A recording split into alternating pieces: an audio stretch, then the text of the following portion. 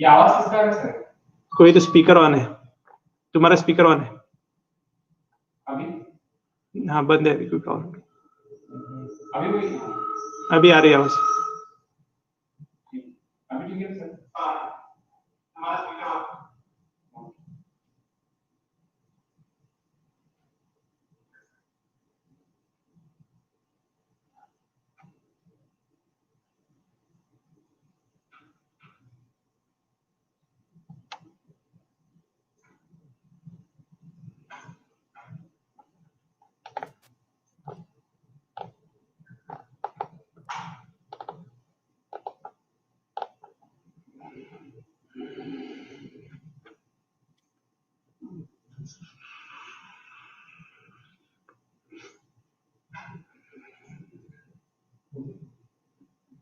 चाळीस ऑनलाइन चाळीस जण ऑनलाइन ठीक है।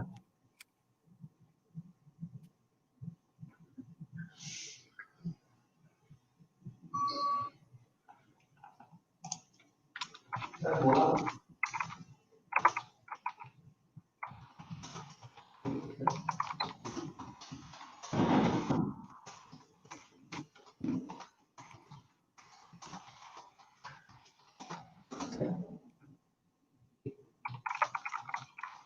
एक बोला बरं काय पार्टिसिपंट म्हणून येतंय का आवाज? नाही ते काय वाट बघत बसली नाही ठीक आपण. आपण आपलं चालू करा, जॉईन होतील तसे होतील. नाही तुमचा आवाज येतोय का? एकदा तुम्ही बोला. We will start. Hello hello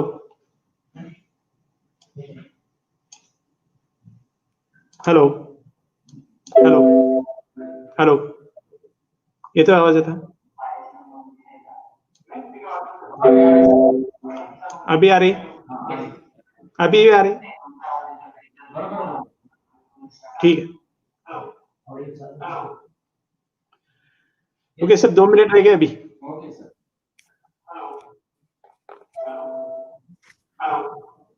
A very good morning to all the participants. We will we'll start the session exactly at 10 o'clock. Still 2 minutes are there. We will be waiting for other participants to join the meeting or join this online session.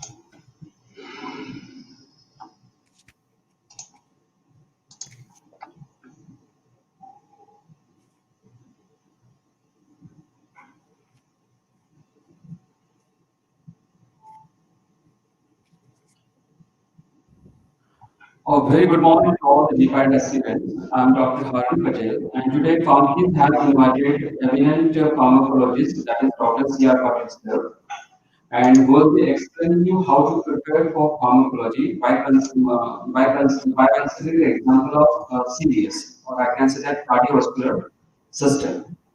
First of all, I would like to introduce Dr. C.R. Patel, sir. He is HOD and professor at R.C. Patel Institute of Pharmaceutical Education and Research.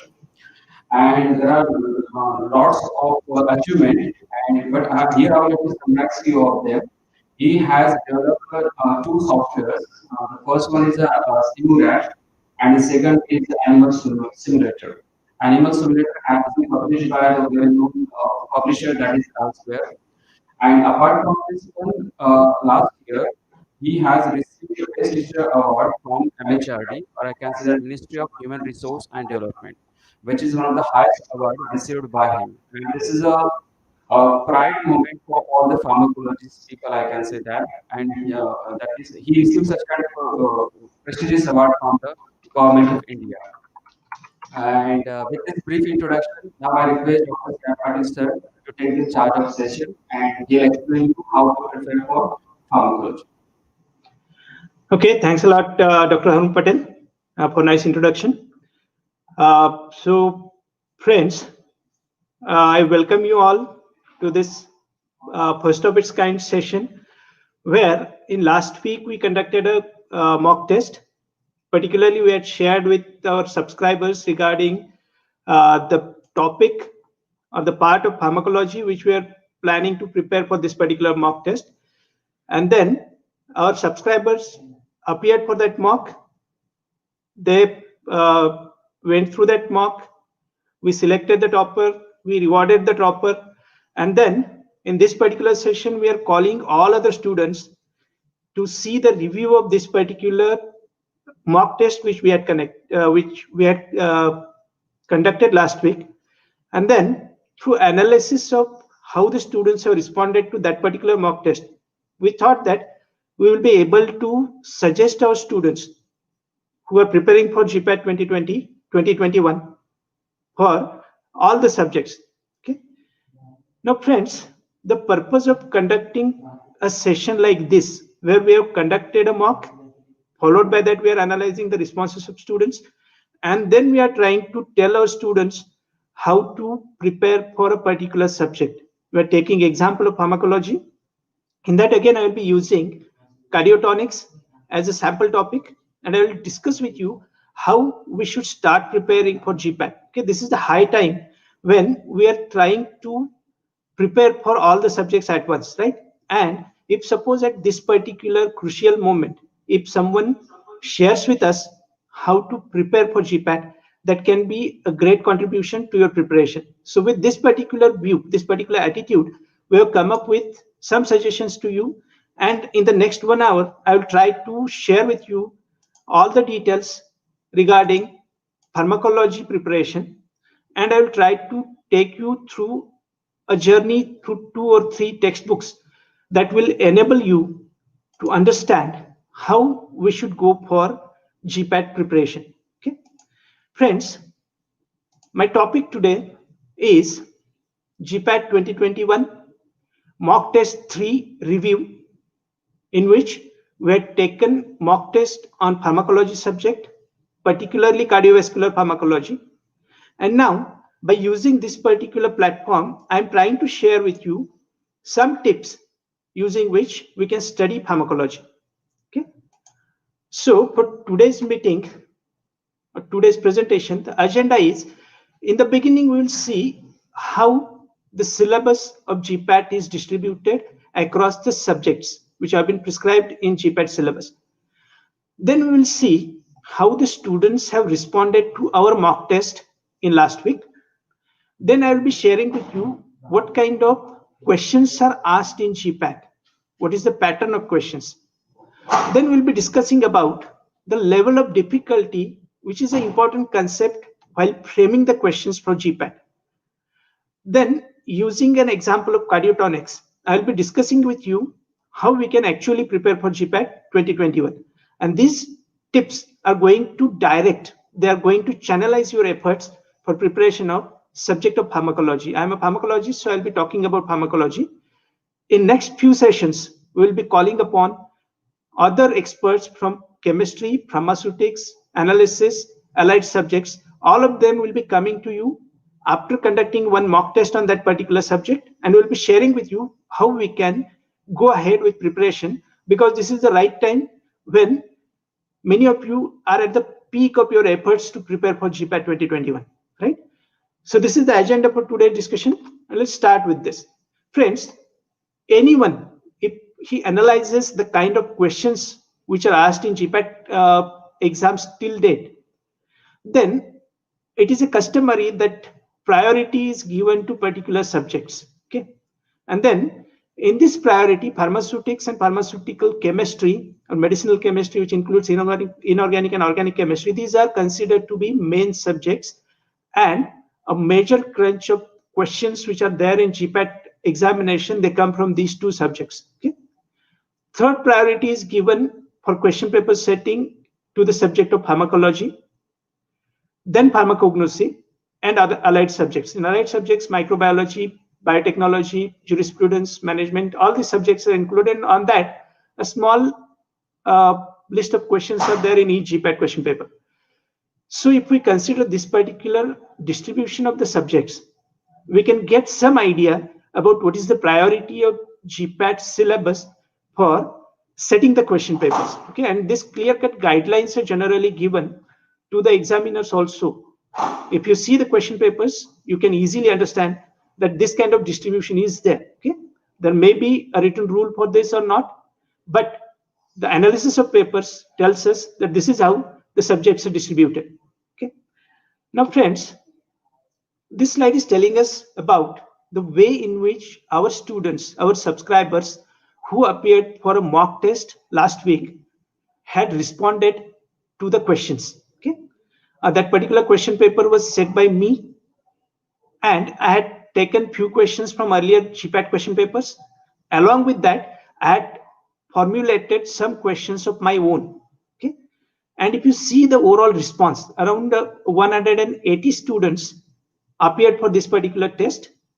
And when we got the distribution of the marks of those students, we found that majority of them are falling in the center yet. Okay, they're able to answer 50% of the questions properly, and a very small proportion of the students, they are really able to go up to 100% correct answers. Okay, as this was online test, as we had taken certain questions from earlier GPAT, it is possible that few students had already gone through those questions, and there was some kind of skewing of the responses of those students. But then still, if we look at this particular graph, it is a normal distribution. Okay, it is a Gaussian distribution where majority of the students are still at the 50% level of their preparation, or they were able to answer approximately 50% questions properly. So this is the pattern how the student population is distributed. Now our effort is to bring this central part of the graph towards the higher side of marks. Okay, so we want this particular graph to be skewed, and through such interactions, we want our students to learn how to prepare for GPAT. Unless and until we have such directed efforts, it is really difficult to go for higher marks in GPAT. Okay, I'll be discussing all these things in sufficient detail in next 15 minutes now. Friends, again, I'm repeating this mock test we had conducted on 23rd of August. Again, on 6th September, we are going to conduct another mock test in similar manner, in which we will be conducting examination on a subject that we will be declaring today. And after 1 week, again, there will be such detailed discussion about how to prepare for that particular subject, that particular portion of the GPAT syllabus. Friends, when we think about pattern of the questions which come in GPAT, anyone who has analyzed the papers up till now, there may be again a rule or may not be a rule of setting the question papers. But if you analyze the question papers, you will come to know that there is some level of difficulty in each question. There is a particular kind of distribution regarding the difficulty level of the questions for each subject. Earlier, I've shown you that there is priority for setting the questions in the GPAT question paper, subject-wise priority, like pharmaceutics, pharmaceutical chemistry will be at the top in the priority, while setting the question papers means maximum number of question papers will be from those subjects. Then there will be pharmacology, then pharmacognosy and allied subjects. Similarly, within these subjects, the difficulty level of the questions also varies. Okay, and this difficulty level is generally decided dependent upon the way in which GPAT wants to rank their students. Means there are some questions which are difficult, some questions which are moderate, some questions which are easy, and then this level of difficulty is decided dependent upon whether the question is testing the memory of the students, whether the question is testing understanding of the students, and whether the question is really testing analyzing ability, application ability, and creativity of the students for that particular part of the syllabus. Okay, so generally the question paper contain all these type of questions which will be testing the student for these particular aspect, whether they can recall, remember the content of the subject properly or not, whether they really understand the subject properly or not, whether they can analyze and evaluate and apply the content of the subject that they are studying or that has been prescribed in the GPAT syllabus. And then creativity of the student or application, evaluation, analysis, and creating something out of that particular syllabus is really done by the student or not. Few questions will be testing even that. Okay, means roughly we can say that there will be few questions which will be easy, few questions which will be medium, few questions which will be difficult. Okay, but again, if you see the overall distribution, you can see that difficult kind of questions are comparatively lesser in each GPAT, GATE, or any competitive exam papers.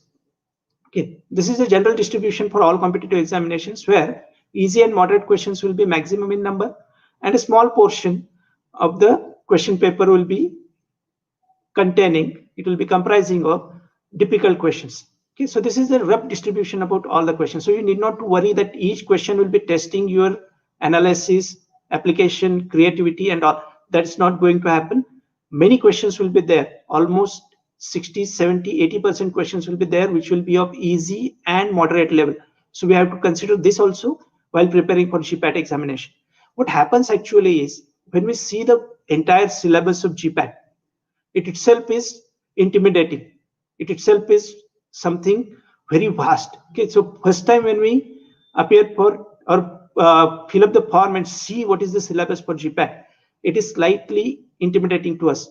We feel a kind of fear in our mind that this syllabus is very vast and I will not be able to prepare for everything that is prescribed in the syllabus. But friends, that is not true. Even if you go through it once, twice properly with clear-cut understanding what you are doing, then you can easily crack GPAT. That's not very difficult. Okay, so let's talk about easy questions. Okay, just now I told you that these easy questions will be testing your ability to recall and remember the facts that are there in the textbooks. Okay, again the question comes when I'm saying textbooks, how many textbooks will be used by each student, right? If you see GPAT syllabus of last year's, then a list of textbooks has been given. Some reference books have been given. Let's consider pharmacology as a subject. You will find that there is name of Rangendel, there is name of Tripathi, there is name of Satoshkar Bhandarkar, there is name of Katzan, Goodman Gilman, many other books are there. Okay, again this becomes problematic for the students to know whether they have to go through all these subjects, all these textbooks. Is it necessary that each student should go all these textbooks? Is it possible? Friends, it is not possible to go through all the textbooks because all the textbooks are containing same material, similar material, and the things are repeated in all the books. Their representation is slightly different. So if suppose we finalize 3 textbooks for pharmacology, if we say Tripathi, Rangendel, either Satoshkar Bhandarkar or Katzan, I think majority of the things you can prepare from these 3 or 4 books. That depends upon your preference again. Okay, there is nothing like a prescription for using certain textbooks for preparation of GPAT. Whatever you have been using for your routine BPharm courses, same textbooks you can use. Add 1 or 2 textbooks which have to that particular list which have been prescribed by GPAT syllabus and start preparing for it. Okay, just now I told you Tripathi, then Rangendel, Katzan, Satoshkar Bhandarkar. These are common books which everyone is using. Okay, so dependent upon these 2 or 3 books, is it possible that we can prepare ourselves to recall and remember majority of the important factors which are mentioned in that particular textbooks? Friends, it is easy. It is possible. If you start from today, if you start preparing 2 or 3 books for each topic from today onwards, it will be really possible for you to finish your preparation within months, okay, before your GPAT examination. So when we are saying easy type of questions or recall type of questions, they generally depend upon classification of the drugs. They are depending upon adverse drug reactions related to specific classes of drugs. Okay, they may be related to sources or characteristics of particular drug or particular disease, or specific uses of particular drugs. Okay, mechanism of action is a common thing which may be asked in easy type of questions. And sometimes examiners have a preference for specific words which are medical terminologies about which examiner expects that you should know what is meant by this particular term and how it is related to mechanism of action or clinical utility of that particular drug. So this is how easy questions are set. Okay. Now you have to consider that the professors or subject experts who will be setting their questions, they will be considering all these aspects when they are trying to set easy kind of questions, because this is how easy questions can be set. Okay, friends, let me share with you few examples of our earlier mock test in which we had added few easy questions. Just now I told you these questions just check your recalling ability, your remembrance of the answers or facts related to a particular class of drugs. Okay, this is first example where it was asked in the mock test about mechanism of action of terazosin. Okay, so any student who has gone through the subject of antihypertensives can easily answer this kind of question, because in the classification of antihypertensives, when you go for alpha antagonists, you can easily remember the names of prazosin, terazosin, and so on. Okay, so this is how easy questions are set. Now you can understand that this is a question which has appeared in earlier GATE and GPAT question papers. Okay, so when you are preparing for your examination, you can have this particular view now in your mind that this kind of questions are asked. This is where you have to know the entire classification and mechanism of action of certain drugs which are there. Okay. Now, similar question related to mechanism of action has also appeared in earlier GPAT examination, and it was related to heparin. Okay. In the subject of anticoagulants, in the topic of anticoagulants from pharmacology, mechanisms of actions have been given. So for heparin also, a simple mechanism of action is given in the textbooks. Now I'll ask you, if you refer Rangendel, if you refer Tripathi or Cadson, do you feel that mechanism of action will differ in these three books? No, same mechanism of action will be given, same terminology will be used. Means for this kind of questions, even if you use any single book up to its details, you will be able to answer this kind of questions. So this is what I wanted to show you by conducting an exam, by analyzing the response of students and telling you how to prepare. Okay, so for this easy type of questions, you can see that a hopping 90.2% of the students have answered it correctly. Okay, in the mock test, 90% of the students have answered it correctly. You can consider yourself into this 90% if you are reading your textbook, any single textbook properly. So this is how easy questions can be prepared by you also. Okay. Similarly, there is another question related to aliskiren. Okay, so this is again a very, very specific drug. It comes in cardiovascular system, where this drug acts by inhibiting renin release. And this is a rare thing.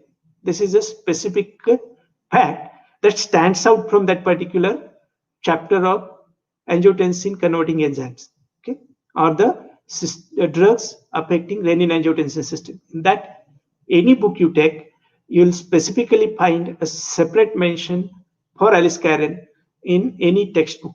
And this particular fact, information, can enable you to answer this kind of questions now.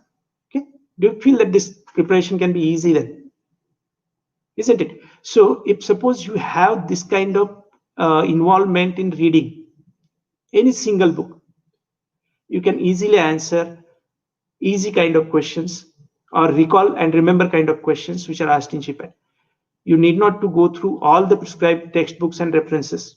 Mind well, you can read 1, 2, or 3 books and easy questions you can answer. Even if you read single book thoroughly, and if you know all the facts which are mentioned in that book, you can answer all the easy questions. That is how you can start your preparation. So for mechanism related questions, even a single book is sufficient. Okay. What I want to show you through this particular analysis is you decide which is your basic book and support it with 2 other books for preparation of GPAT. That will be sufficient. Okay. Let us see another question which has come again from GPAT. This is a question which is asked in GPAT again. Okay. This is related to disease mechanism. So when we are reading pharmacology textbooks, we can go for these things also which are mentioned in our pharmacology textbooks. Okay. Hemophilia related details are there in all pharmacology books. Take any pharmacology book, search for hemophilia A in its index. You will sure get information regarding this and the reason for this particular disease. Okay, particularly anticoagulant related topic, if you refer, you will come to this detail in that book. And if you remember this, you will be able to answer this question which has appeared in GPAT. And even similar question, if it is asked regarding any other disease, sure you will be able to answer that question. Okay. Okay. Apart from this, there are few other factors about which examiners may be interested. Particularly, there are certain drugs for which even dose range is expected by the examiner when he's quoting the question, when he's setting the question. Now, if you see this particular question, which might has come in earlier GPAT and GATE papers, examiner is expecting that you must be able to differentiate between the dose of aspirin in post-myocardial infarction conditions, dose of aspirin as an analgesic anti-inflammatory drug. Okay. So this is also a very, very common piece of information which all of us know. And dependent upon this, if you are really carefully gone through the book, it is easy for you to understand and reply this particular question. Okay. Similarly, other questions are there. Okay. They may be related to source of drug. And you will be really fascinated with this kind of information, like heparin, which was used earlier, that was isolated from sheep lung. Okay, so this is something very odd for a pharmacology student to read in the pharmacology book. But the source of heparin, which is given in all the textbooks now, for that also, almost 66% of our students have answered this question properly. Means even if you go through a textbook and if you come across such very funny information that in earlier days sheep lung was used as a source of heparin, this is something very interesting.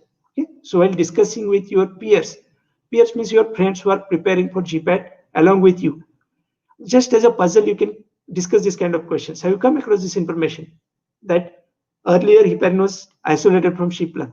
See, this kind of discussion with your roommates, with your friends, can enable you to answer this question, which will be fetching you 4 marks for your GPAT.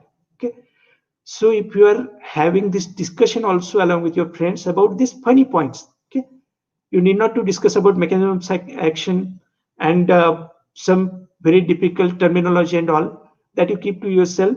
You start preparing, you start remembering it. But during your discussion, group discussion with your friends or your pal who is preparing with you, you can, as fun, keep on discussing such odd things which have come in pharmacology textbooks. Okay, even that can help you for preparing some difficult questions which others may not be able to answer. So such kind of discussions with your peers, with your friends, also are necessary when you are going through a textbook. Okay, so one textbook, 2 additional textbooks along with that of your choice. Don't ask anyone which textbook I should prefer.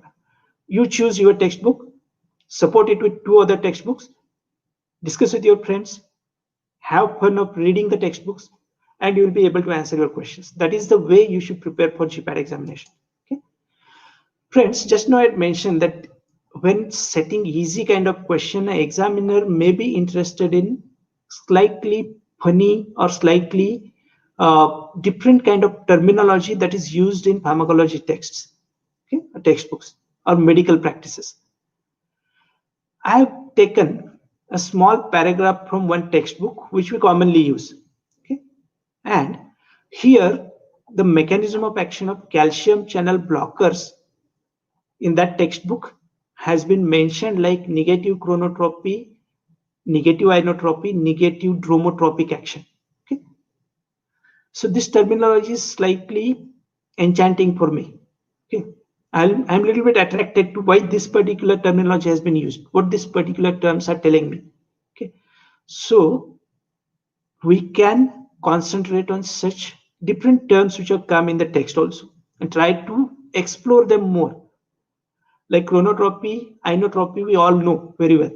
Dromotropy is the thing which we are not concentrated while preparing for our sessional and semester examinations, right? But here, while preparing for GPAT, these terms also can help you in solving some of the questions which others may not understand if they are not gone through that particular exploration regarding the meaning of those terms. Okay, friends, apart from dromotropy, dromotropy is related to conduction ability or conduction velocity of impulses across the structures of heart. There is another term like bathmotropy, which is related to excitability of the cardiac muscles.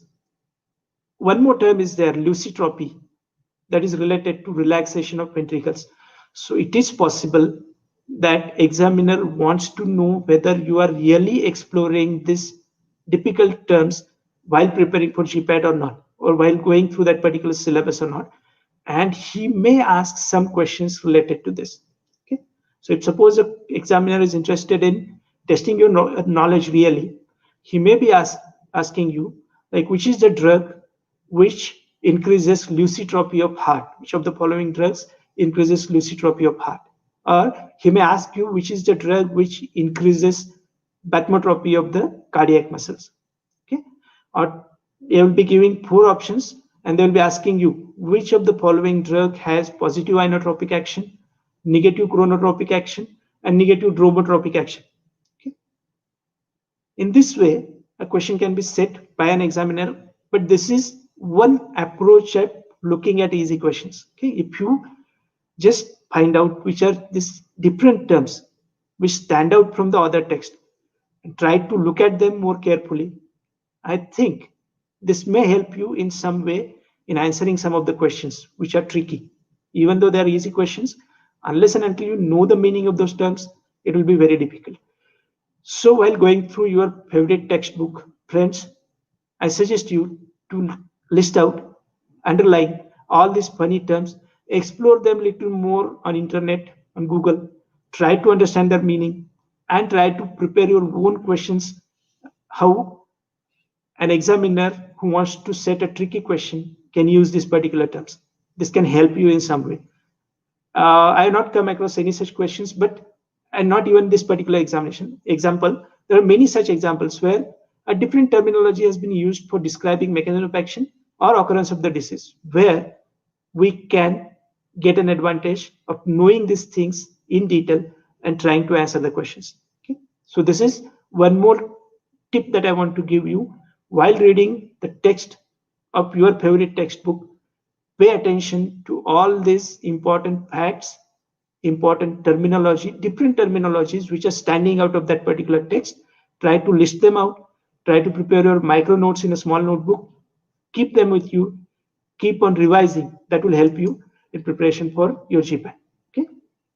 Another important thing is when we are preparing for easy questions, I'm telling you almost 50% of the questions will be falling under this particular category, for which even the paper setters may refer to certain illustrations and tables which are given in your textbooks. Okay. For this, I'm showing one example. This particular paragraph I've taken from the Rang and Dell's book, where I'm referring to cardiotonics again, as I have told you in the beginning, that we'll be taking cardiotonics as a sample topic, and we're trying to prepare for that. Here, in Rang and Dell's book, mechanism of action of cardiotonics has been given in these 3 or 4 points, okay, where they have specifically divided the mechanism of action in 4-5 points. It is possible that someone may prepare a question dependent upon this piece of information which is very clearly indicated in one of the textbooks. And this is there in the Tripadi's book also. This is there in the Satoskar's book also, Katzeng also. Okay. Now, if suppose such a piece of information is very clearly indicated somewhere in your textbook, you can consider that is a target for easy questions and try to understand that, try to prepare for that. Many times there can be some tricky points even in this mechanism of action. Dependent on them, examiner can set a difficult question also, but at least you should know these particular things by heart. Okay, that's what is expected from you when you are preparing for GPAT. Similar piece of information I'm showing you. This is a table which has been given in the Tripadzi's book for digoxin. Okay. Now let me ask you, are you expected to remember the doses of all the drugs which are mentioned in the pharmacology textbooks? Will someone expect this from you? Friends, no one is going to expect you the doses and routes of administrations of all the drugs. That's never going to happen. That is inhuman. You cannot do that particular thing of remembering all the doses. Okay, but as students of pharmacy, few things are expected from you which are highlighted in such tables about specific drugs now. Okay, particularly regarding digoxin, where therapeutic monitoring is important. There, examiner may expect that you should know what is therapeutic concentration of digoxin. You should know what is toxic concentration of digoxin. And this very narrow change in the dose range is really important for every pharmacy student, and he should know it. Okay. So for this piece of information, it is possible that someone will ask you this question. Okay. Hence, it is necessary that you should remember such points which are important for certain drugs which are critically necessary in, say, hospital units. Okay, there this kind of information is critical, so people may expect this information from you. Similarly, again in Rangandel's book, I think this I have taken from Katzeng's book. So in Katzeng's book, digoxin has been prescribed or told to be used as antiarrhythmic drug. Okay, so this is again an interesting information. What we learn in degree classes is digoxin is a cardiotonic. Apart from this, digoxin is also used as anti-dysrhythmic drug, which is an important piece of information. So if you remember this, that digoxin is being used for some kind of arrhythmia also, and if you highlight this particular thing, this can help you in some way. But friends, you'll have to pay a little more attention to this piece of information. Digoxin is an important drug. It is used in intensive care units. It is having its own life-saving properties. We are saying that it is used in another life-saving condition, that is arrhythmias. So here it is expected that you should know little more details regarding this use of digoxin, and you are expected to know in which particular type of arrhythmia digoxin is used. Okay, see now how we are correlating this particular information. We are considering topic of cardiotonics.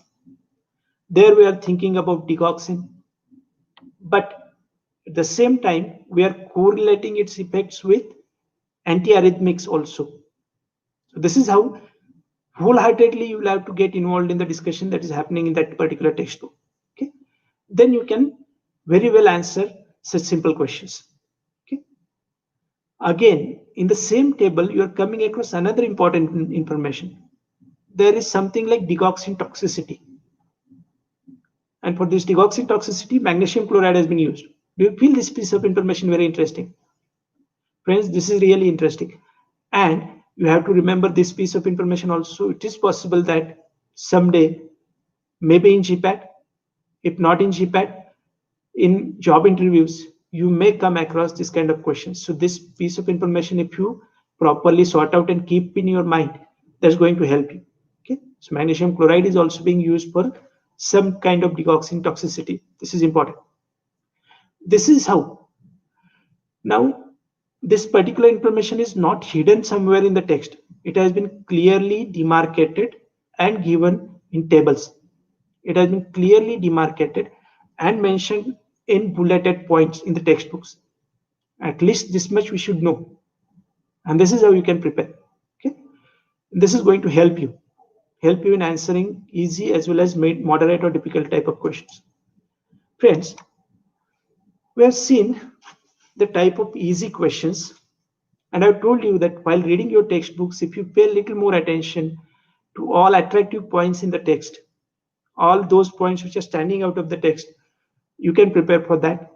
You just sort them out, keep a separate note of them in your notebooks, and that can help you.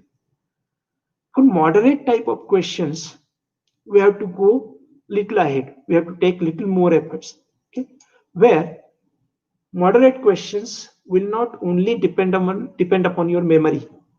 They will need little more understanding, little more cognition about that particular fact.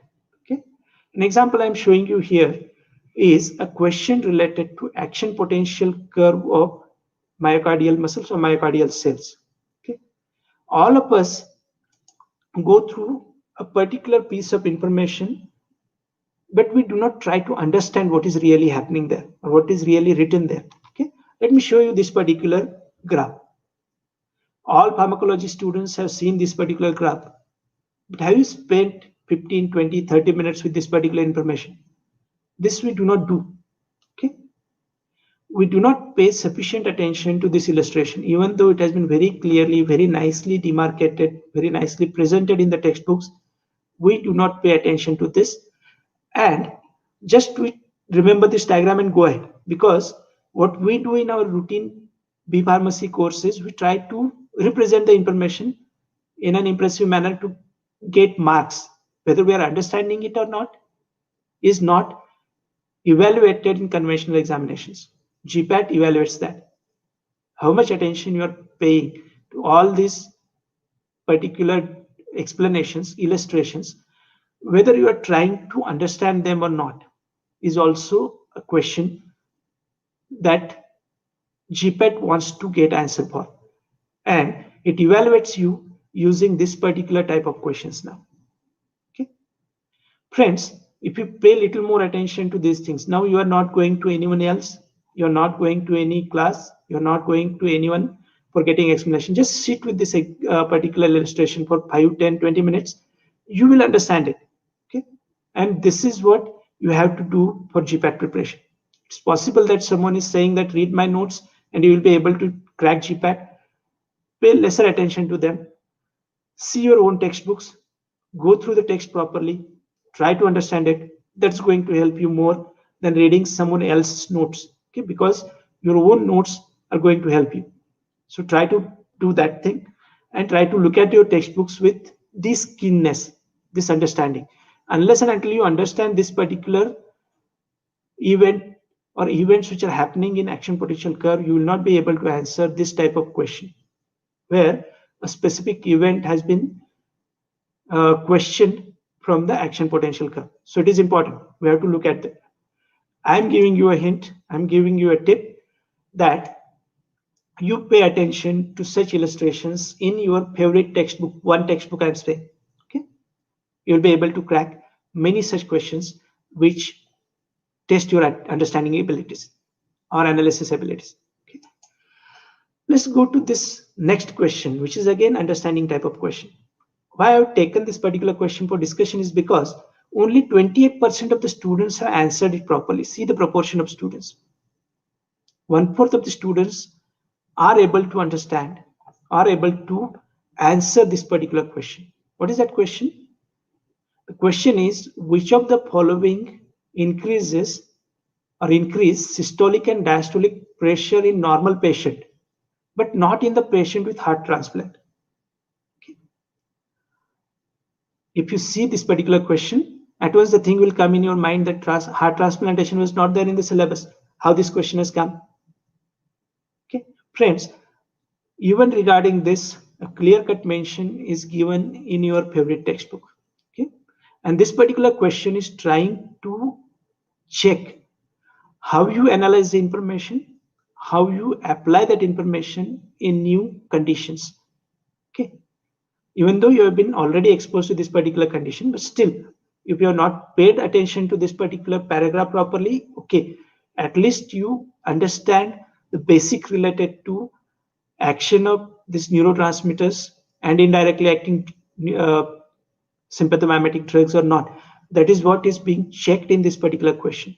Apart from that, whether you know the normal physiology of heart, whether you know the significance of baroreceptors or not, even that is being tested in this particular question. So this particular question, even though it is related to cardiovascular pharmacology, it is testing your knowledge of anatomy, it is testing your knowledge of physiology, it is testing your knowledge of how homeostasis of blood pressure occurs.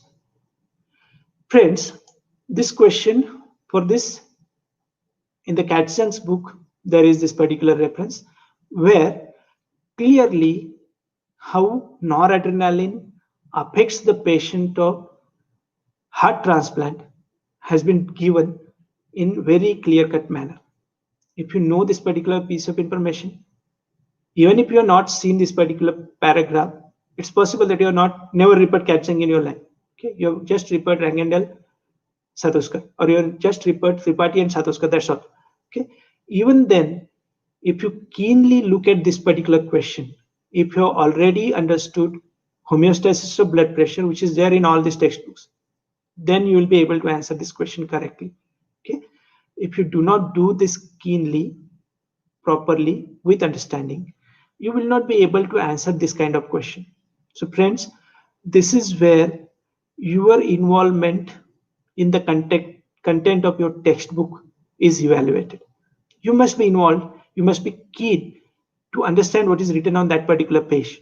That's what is expected, and try to correlate those events with, or those facts with, other topics also. If you do this, even this difficult type of questions you can answer. Okay, what we found in our mock test is only 28% of the students have answered this particular question properly, and that is the reason why I'm suggesting you pay little more attention to what you are reading. Try to correlate one topic with another. Try to correlate one fact with another in that textbook. Don't go to multiple textbooks also. Even if there is a single textbook, it's okay. Whatever is there in that textbook, try to correlate it, try to understand it, try to see the clinical significance of it. You will be able to answer such type of questions also. Okay. Next is this particular question again. Okay. Earlier, I told you that there are some words which appear interesting to us. Okay. In the topic of cardiotonics, again, this particular word of ventricular bigeminy or pulsus bigeminus is an interesting word. Okay. If you have paid attention to this word, then only you'll be able to answer this question along with little more understanding about cardiac glycoside toxicity. Okay. So this question checks whether you are understanding the basics or not. If you know the toxicity of cardiac glycoside is first identified with occurrence of two ventricular beats simultaneously,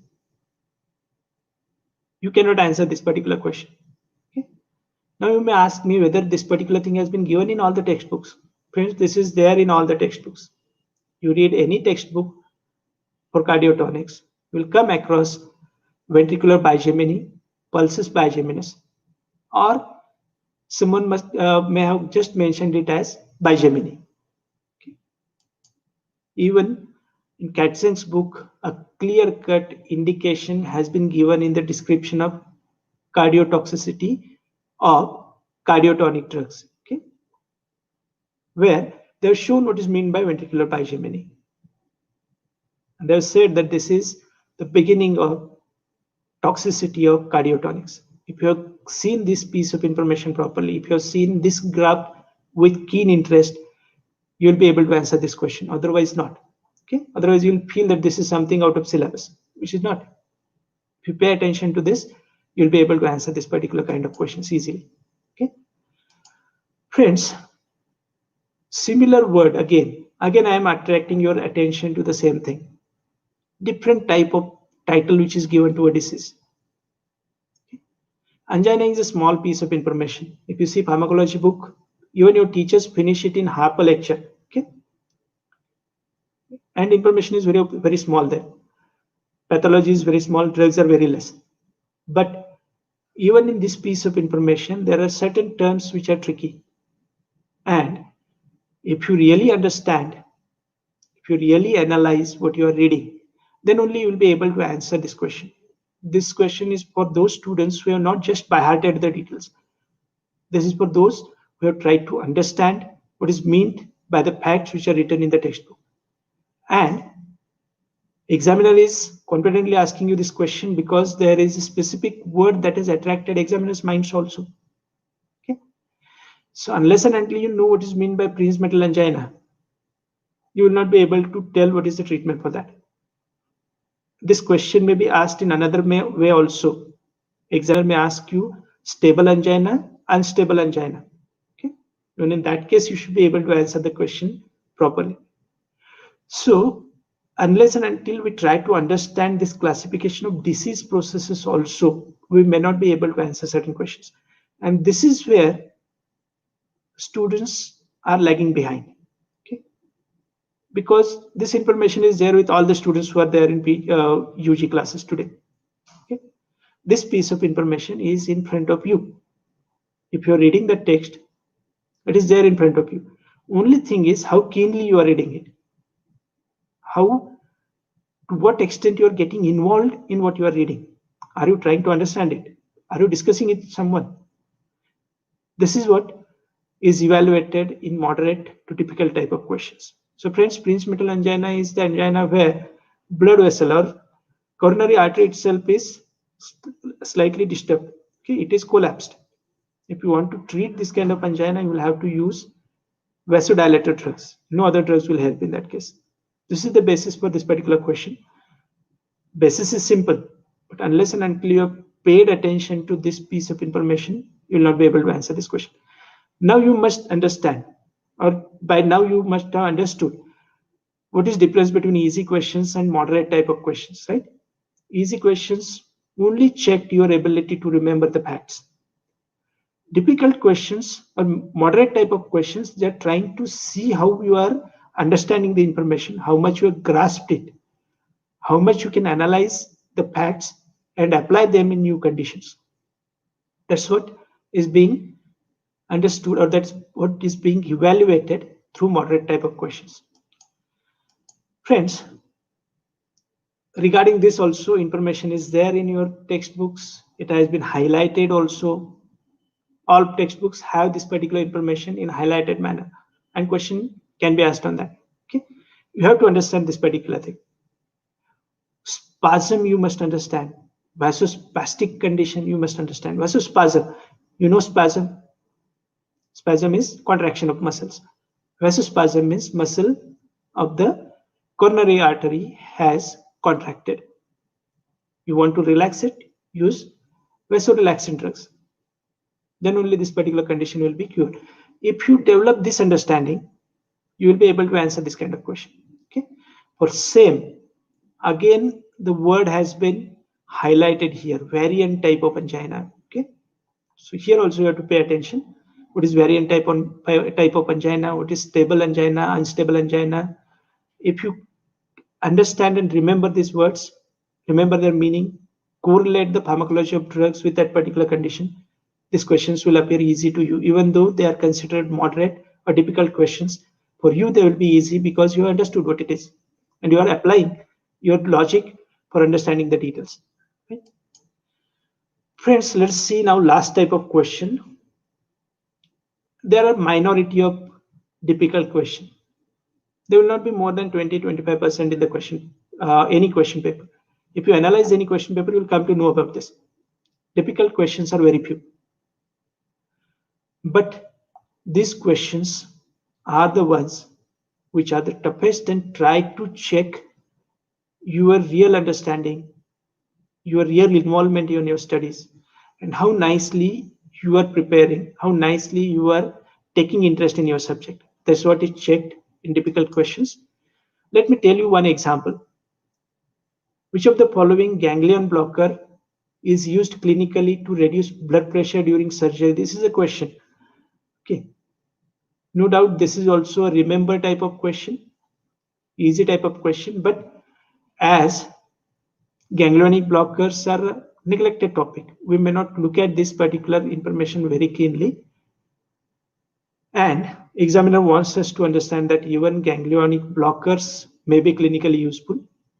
Even though they are less used, there is information that in certain cases, ganglionic blockers, which are considered poisonous, may be having some application in clinical setup.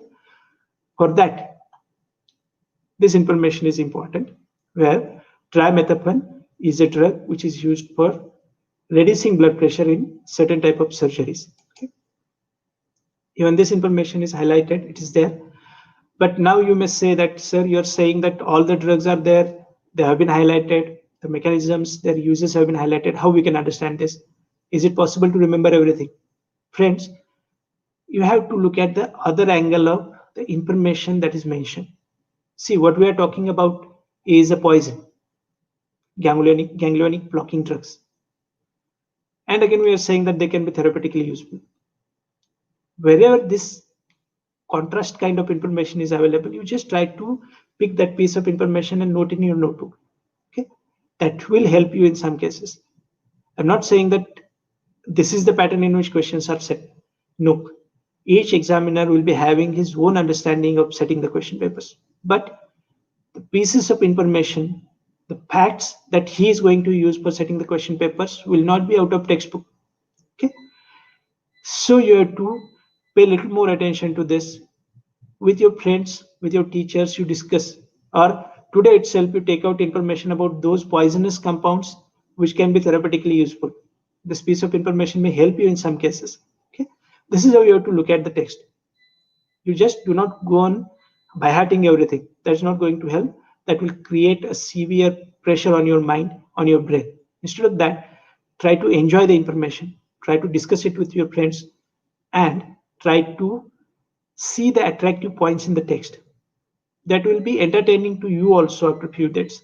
Okay? And when you are discussing with your friends, the discussion also will be quite fruitful. You will also come to know some pieces of information which your friends have found interesting. That way you can prepare for difficult question also. Okay. So these difficult questions are checking whether you can apply the learned knowledge for new events or not, clinical aspects or not, toxicology related aspects or not. Okay. And this is the last piece of information, last question, sample question that we had taken in the last mock test that we are going to discuss now. As digitalis or digoxin is the sample topic for today's discussion, I have highlighted this question as a difficult type of question where the question is asked about use of digitalis in treatment of arrhythmias. Okay. Here the examiner is not interested in knowing whether you know that cardiotonics or digoxin is a cardiotonic agent. That is an easy thing. No one will ask a question about it. Here examiner wants to know whether you are really paid some attention to use of digoxin in arrhythmia or not. Okay. And then he will also try to understand whether you have checked why digoxin is being used in certain type of arrhythmia. Have you really checked it? Have you applied your knowledge? Have you applied your logic to what is written in the text? That's what examiner may want to analyze by asking you a difficult question. Friends, unless and until you see a particular piece of information, all of us are aware about this. This is from Tripathi, where digoxin is mentioned in antiarrhythmic drugs. Okay, so such contrast information is there. We must understand it. We must point out this particular information and note it in your notebook, in a separate notebook, underline it. Okay, not only in this book, it is given in other books also. In Rang and Lill's books also, information regarding digoxin intoxication has been given. Okay, so even though digoxin is being used as antiarrhythmic drug in supraventricular tachycardia. Where it is used? It is used in supraventricular tachycardia. PSVT is paroxysmal supraventricular tachycardia. The same word has been given as atrial tachycardia, atrial fibrillation here. Okay. So this information is there in each textbook now. You have to understand it. Check why it is being used in atrial arrhythmias. Which part of digoxin mechanism of action is making it useful for atrial tachycardia or atrial fibrillation. That is the point that students should look at. Then they will be able to answer this typical type of questions. Okay. This paroxysmal supraventricular tachycardia is what? This is what you have to ask yourself. Is this information there in other topics also? That you have to check. Okay. And then we have gone up to the third level of difficulty. We've seen easy questions, moderate. This is a slightly difficult question where still you are recalling the facts, but you are applying your logic to some extent. Okay. It is possible that examiner is still more interested in setting a difficult question where he can go for this piece of information, which is given in, again, Tripathi, Rangendel, Katzan, everywhere. Okay, where treatment of digoxin toxicity has been given. Okay, in this piece of information now, what is written here is, see, digoxin itself can cause, or during digoxin intoxication, that there can be supraventricular tachyarrhythmia. Right? Just now we said that this is where digoxin will be used as a treatment. Another controversial information is there in the textbook where digoxin toxicity associated with supraventricular tachycardia is mentioned. And there some other drug is given. There propranolol is mentioned as a treatment. Don't you feel that if an examiner wants to set a very difficult question, he will use this particular piece of information? Going to use that. Not only that, apart from this, if suppose digoxin intoxication along with ventricular tachycardia is there, what you will be using? This is further information where you are using phenytoin intravenously. Okay. So if a difficult question is to be asked, it will be using this piece of information from your textbooks. This is there in all textbooks again. Okay. Only thing is, we must get attracted to atrial tachycardia. First, where we should get attracted, we are talking about cardiotonic drug, right? That cardiotonic is mentioned in arrhythmia or as anti-arrhythmic drug. This is something fascinating to me. So I get attracted to the fact that it is used in atrial fibrillation. Then I'll check why it is getting used in atrial fibrillation associated with ventricular tachycardia, because this drug increases the speed, this drug, digoxin, reduces AV conduction rate. This is the basis of its use in atrial fibrillation. Now, if suppose digoxin itself is causing arrhythmias, or it is associated with some kind of arrhythmias, its toxicity is associated with some kind of arrhythmias, what we are going to do? This treatment we should know, and that will enable us to answer difficult type of questions. Friends, this is how we have to look at our textbooks. And this is what I wanted to share with you in this particular discussion. Let me share with you that it is quite normal if you cannot solve all the questions in a GPAT question paper. Very few, rarely 1 or 2 students, or even not that number of students, can solve all the questions correctly. Mind this. Okay. So if suppose you are unable to solve few questions, that's okay, no problem. If suppose you leave out some questions because you could not understand the question or you are not sure of the answer, that too is okay. So don't feel depressed if you are unable to answer some earlier questions from earlier GPAT question papers. If suppose you cannot refer all the textbooks which are mentioned in the GPAT syllabus, that's still okay. If you are studying your 2 or 3 textbooks very properly, you need not to go for all the textbooks. Do you read Goldman Gilman? maybe not possible. That's all right. No problem. Leave it aside. Whatever is at your hands, you study it properly. That is what is needed. It is possible that you haven't attended separate classes for GPAT. Everyone will not attend them. These classes may or may not help. But mind well, friends, whatever information is needed for preparation of your GPAT is there in your textbooks. If you pay attention to that, you may not need anyone's help for this. Now the last point is, if you have not started your preparation up till now, you can start it immediately today. Still you can crack it. Still you can successfully qualify for GPAT if you use these tips for preparation of GPAT. Okay, friends, this is what I wanted to discuss with you. There is one important aspect that you must try to see what kind of questions have appeared in earlier GPAT GATE papers. Why? It is because they will be giving you some direction. Just now, as I have shared some details about one topic with you, similarly, if you have topic-wise distribution or subject-wise distribution of questions which are already appeared in the GPAT examination, it is quite possible that you will be able to utilize that information for channelizing your efforts for study. Okay, let me share with you some information about one such website that gives you all these details.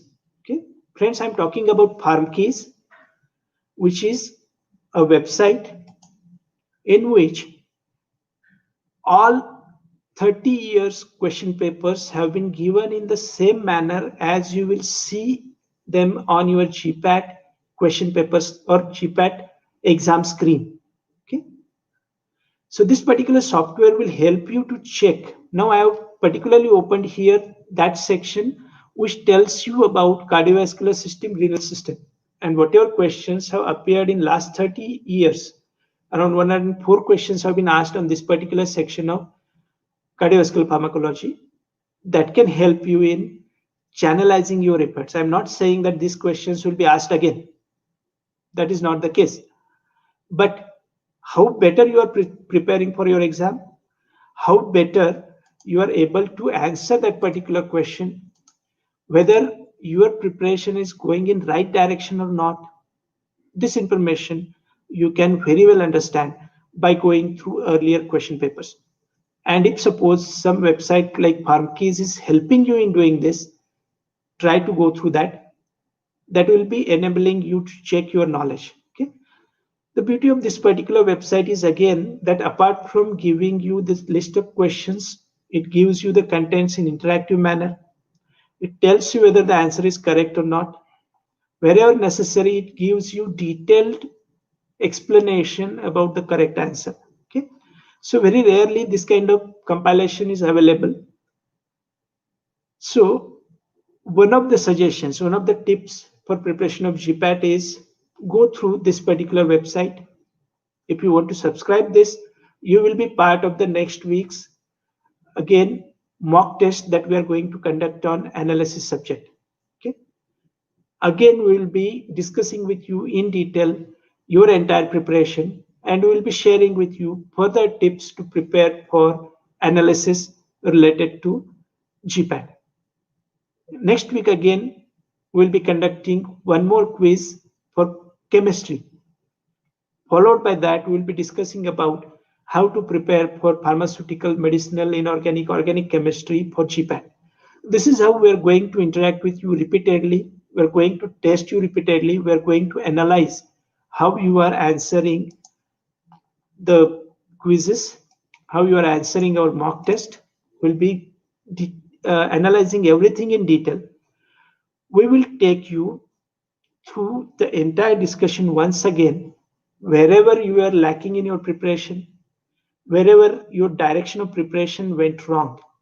All those things we'll discuss with you in detail, and we'll be sharing with you all such important tips related to that particular question paper or that particular part of GPAT syllabus. So friends, once again, I'm mentioning here, if you really want to take part in this mock test conducted by farmkeys.com. Enroll for this particular FarmKeys today. The subscription fees is just 199 rupees.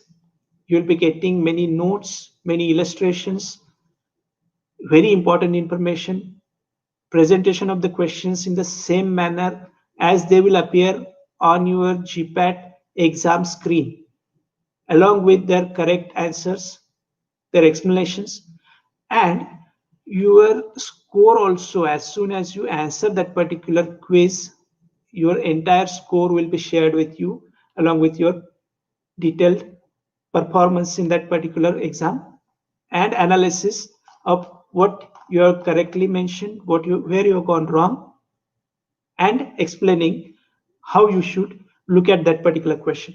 Okay. So friends, this is our endeavor to help our students to prepare properly, to reduce their stress to some extent, and enable them to go for a very interesting kind of tips, enabling them to understand what is really involved in a GPAT examination, helping them to prepare without being stressed. Okay, many times the misunderstandings create stress. Okay, students feel that, oh my God, this huge syllabus is there for GPAT, how I can prepare? That is not the case. Okay, there is a huge list of textbooks. How I can go through all these textbooks? Even that is not the case. Okay, if you understand these tips, friends, I'm sure that you will be very easily able to tackle with all these kind of problems. Let them be easy, moderate, or difficult.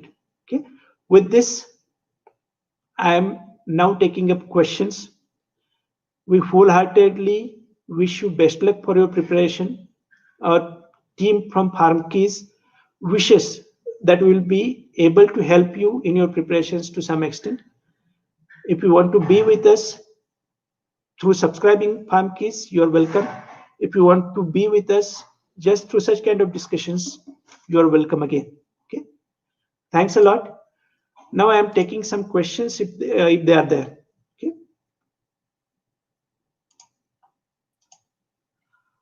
Sir, have you got any questions from students? Yes, sir. I got several questions, and you and I are replied over there. Now, this session is thank you, Dr. Sayapalli, sir, for your all conversation about how to prepare for pharmacology.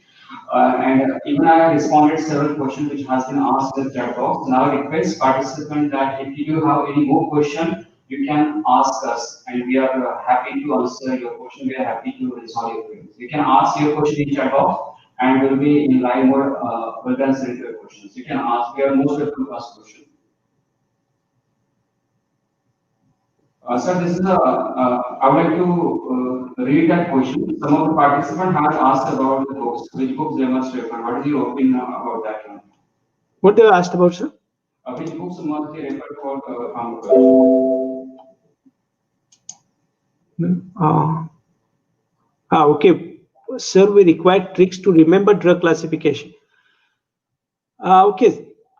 See, particularly if you pay attention to the mechanisms of actions, they're going to be of use to you. Okay, easily you can remember it. What happens is few people are trying to tell that, okay, you remember ABCD or something like PQRST, and dependent upon you try to remember the classification or mechanism of actions. Okay, that trick may help in few cases. Okay, but if suppose there are 15 different classifications, remembering them like this itself may become confusing in some cases. So what I suggest is you try to understand the mechanisms of actions. Dependent upon that, you try to prepare or try to recall, remember those classifications. There is no other way than to by adding it once, and then it will be easier for you to go ahead. Okay, it's not that you will not be able to remember 15 or 20 classifications in 6 months. That never happens. Okay, so try to pay attention to mechanisms of actions, and dependent upon that, if you look at the classifications, it will not be very difficult for you, I think. Sir, this is another question that which topics are most important for pharmacology? Most important topics to be studied first and weightage for them. Okay, friends, see, there is nothing like topic wise weightage for something. Okay, just now I shared with you that there may be subject wise preference to some extent, because our course is pharmaceutical technology based course. Okay, obviously in technology, pharmaceutics, then physical pharmacy, chemistry, they are going to get some priority. But in that again, which topic will be important, that no one can say. Okay, you cannot say that this particular topic is important, this is not. Just try to take one textbook for each subject, supporting 2 textbooks. Go through the entire syllabus once. It is not difficult to go through the entire syllabus if you are using single textbook. Don't bother about which topic is important. If you say tablet is important, it is possible that no question will come in tablet in the next question paper. Okay, if you say a particular topic like hypertension is important in pharmacology, it is highly possible that you will not be asked anything about hypertension. So don't think in this particular way that you will be able to sort out the important chapter and less important chapter. That cannot happen. Okay, so my suggestion is, according to my perceptions, going through the entire syllabus and taking interest in the content of textbooks is the best way to prepare for GPAT. At the end, again, I have told you that even after doing entire preparation, you will not be able to answer 100% of the questions. Keep this in mind. Okay, so don't go for 100% scoring. That never happens. You will be able to understand the topics. You will be able to get details in your mind which may help you in future life also. It is not like preparing for 6 months and forgetting about the pharmacology. Okay, so don't have this kind of shortcut kind of approach. Okay, then This is another question. Whether we should remember the dose of drugs. confusion about adverse reactions, right? It is obvious that pharmacology textbooks tell you about adverse reactions of all drugs separately, right? But as we do not write emesis and diarrhea as adverse reactions in all the cases, similarly, we do not need to remember adverse reactions drug-wise also, unless and until they are having some specific importance. For example, in ACE inhibitor, dry cup is the important example that you will have to remember. Angioedema is important information in case of ACE inhibitors that you have to remember. Both of them are vanishing in case of angiotensin 2 receptor antagonist. This you can remember if you know the mechanism of action. Phytotoxicity is important for ACE inhibitors as well as angiotensin 2 receptor antagonist. This information you have to remember. If you remember this piece of information, I don't think there is need of remembering any other adverse reaction of ACE inhibitors and angiotensin 2 blockers. Okay, like this, if you once go through it, if you grasp it, if you understand why that an adverse reaction is coming, it will become less confusing to you. Don't try to by heart all adverse reactions in a sequence. No one can do that. Don't go for that. Just look at what is important, what is correlated. Thank you. Thank you, sir. And here I would like to update that wherever it is mentioned in Tripathi that this is the most important side effect of this drug, like if you're reading sulfonamide, they have specifically specified about that crystal India is one of the major side effect of this category of drug. So wherever such kind of words it is used in Tripathi, you should go with such kind of side effects. And it's another question from the participant that whether they should read the doses of drug or not. What is your opinion? Okay, someone has asked, Pradyumna Keche has asked about how to remember pharmacokinetic properties and half-life for all the drugs. Again, Pradyumna, it is not expected from you that you should remember half-life of each and every drug. Okay, no one is expecting it from you unless and until there is some correlation of that half-life with the adverse reaction of the drug or its interactions. If there is such correlation, then only it is logical to remember pharmacokinetic properties. Or see, protein binding. Will you remember protein binding of warfarin or not? Will you remember protein binding of phenytoin or not? You're going to remember that, because there is some correlation of this protein binding with the adverse reactions that can happen. Some correlation between protein binding and the drug interactions which can happen. There, people will expect from you that you should know what is extent of protein binding. Okay, but it will not be expected for all 100 drugs which are there in pharmacology. No one will think like this. No one will need it. But if suppose there is some important interaction that is coming into picture, then it will be important that you should always remember such pharmacokinetic properties for your drugs. Okay, I think I have clarified, Pradyumna, your query. Hello. This is another question, sir, that I'm in third year and how to start for pharmacology. Okay, just now I have shared with you that whatever textbooks you are referring, select your favorite textbooks from the GPAT syllabus and try to discuss with your friends, try to discuss with your teachers, try to go through those textbooks wholeheartedly. That's what you can do from the third year. For each subject, you select your favorite book, favorite textbook, one or two of them, and study them thoroughly in detail. That will help you in final year now.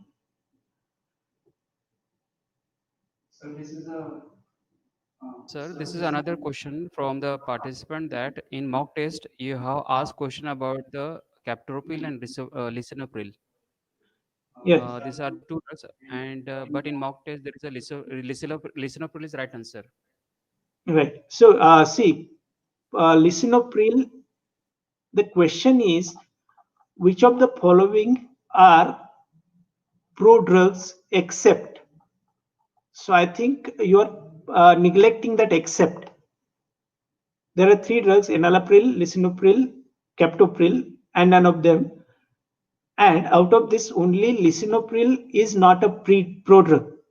That is the reason why lisinopril is correct answer. Lisinopril is not a pro-drug. We have not asked which of the following are pro-drug. We have asked which of the following are pro-drugs except. Except means which are not pro-drugs. That's what you have to answer. Okay. Dharmesh is asking that from which subject we should start for the GPAT exam preparation. Mm, it is up to you. Whichever subject appears favorable to you, you start with that. Okay. And I would like to add over, sorry sir to interrupt you. I think that you should start with the major subject first because magazine questions they are coming from major subject like ecology, statistics, and analysis, cognition. These are the 4 to 5 major subjects. But I'll recommend that ecology is some sort of conceptual subject. On the other hand, statistics is a technical subject. For example, in statistics, what is the distinction time of particular tablet? So it is fixed question. Which hardest tester is used? It is a fixed question. So statistics is somewhat extent technical subject. On the other hand, ecology is a conceptual subject where you can see that one topic is related with other one, and hence that means we both will recommend that it is up to you, okay? But we both will recommend that you should start with pharmacology first. This is our opinion, and rest is up to you. Okay, we can take up one more question if it is there. Last question. So friends, if there are any other questions, you can ask us. We'll take up one more question. Otherwise, you are having our email ID. You are there in our WhatsApp groups. You can post your questions there. We'll be very happy to answer your questions. Our effort is to help you to go through entire syllabus without any stress. Okay. So Ranu Garud has asked one question. While studying medicinal chemistry and pharmacology, some of the classifications are different. How should we remember them? Harun sir, can you answer this question? Yes. Uh, what is my opinion that almost 90% medicinal chemistry you already covered while reading the pharmacology, isn't it?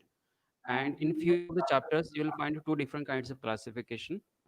For example, in medicinal chemistry you'll find a chemical classification of that chapter, and in pharmacology you'll find a pharmacological classification of that chapter. Only such kind of a few chapters are there where there is a difference in the classification of medicinal chemistry and pharmacology. On the other hand, remaining 90% classification for pharmacology and medicinal chemistry, it remains same. So just you have to focus on such kind of chapters where in medicinal chemistry chemical classification is given, and in pharmacology a pharmacological based classification is given. For example, in case of adrenergic drug, if you are finding if you are opening the ecology, so you'll find that different kinds of pharmacological classification. But in medicinal chemistry, they have classified this drug like a direct acting drug, indirect acting drug, and mixed acting drug. So such kind of a class, wherever you'll find such kind of differences in the classification, only such kind of chapters you have to focus for medicinal chemistry. On the other hand, remaining classification is same like that of pharmacology. Okay, there is last question which we are taking up now from Anand. He has asked how to read KD Tripathi. Okay, friends, this kind of questions come to everyone's mind whenever you are selecting your favorite textbook. You first select the topics that you want to start with. Just now I have discussed with you how to read through topic of cardiac glycosides, right? So in that topic, what we came across is not only we have to read the particular text from the same way as we prepare for our routine sessional and semester examinations. We have to leave aside that particular approach. No doubt for those examinations, that kind of preparation is necessary.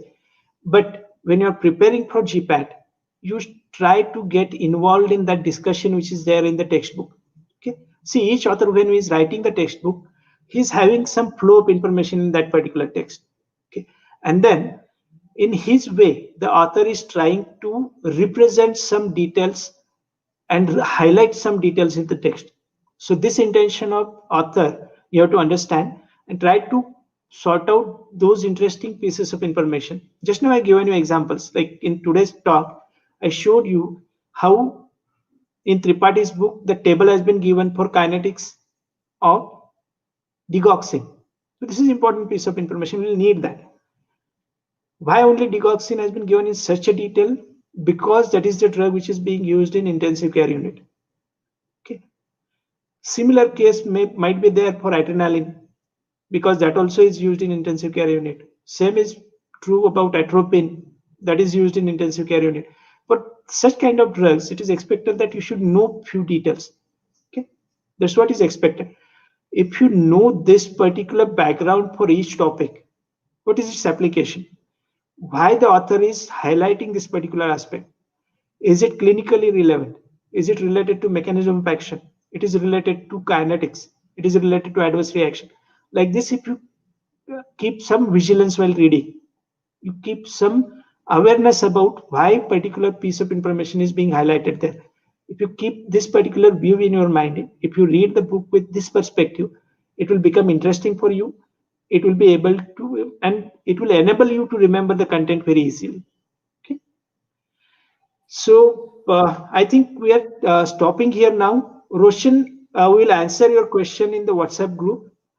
We're going to stop here itself for today.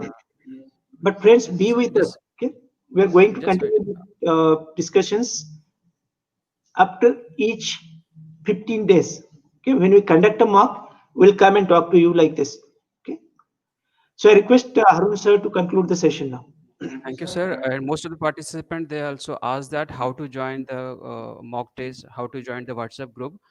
So this is my, that you just have to subscribe to www.onkeys.com. Just go to the website and we have this subscribe button.